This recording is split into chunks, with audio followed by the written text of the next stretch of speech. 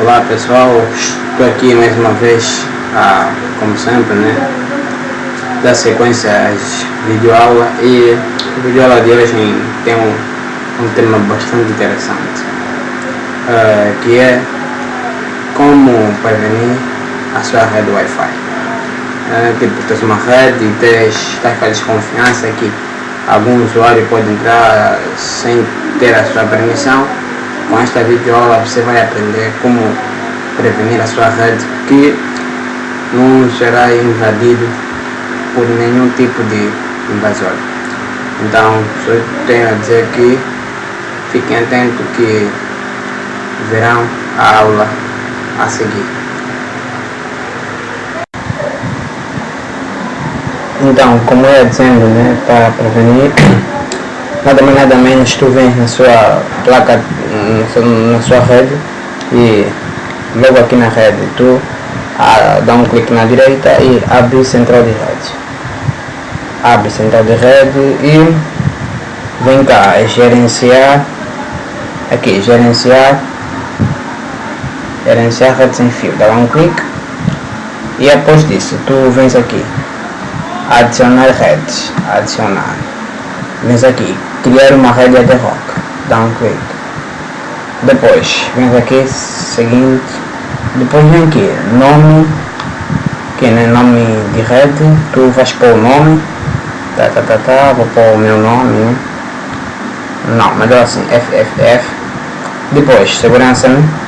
Cá, que é a WPA2. Aqui, a senha, que onde eu tinha dito, né? Como pôr a segurança mais segura. Então, você tipo, quer escrever, quer complicar o hacker, faz isso.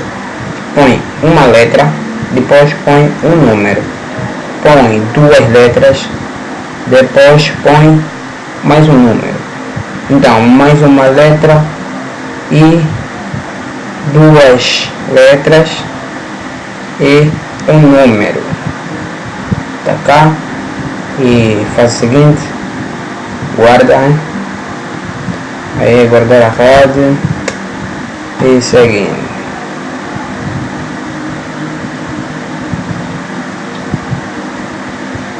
Para dizer que isto é uma rede ad hoc, só é permitido a rede computador a computador, nenhuma placa wireless fica disponível para esse tipo de função.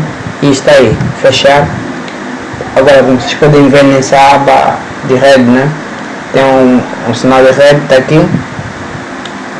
Aí, aguardar o usuário. Então vamos aguardar. E como esse usuário conectar a rede, ele tentará hackear com a troca de letra que tu fizeste, de letra e números que fizeste no momento de digitar, né, de pôr a segurança mais forte. Ela terá uma complicação de descobrir a tua rede, e assim tu irás ter mais segurança com a sua rede.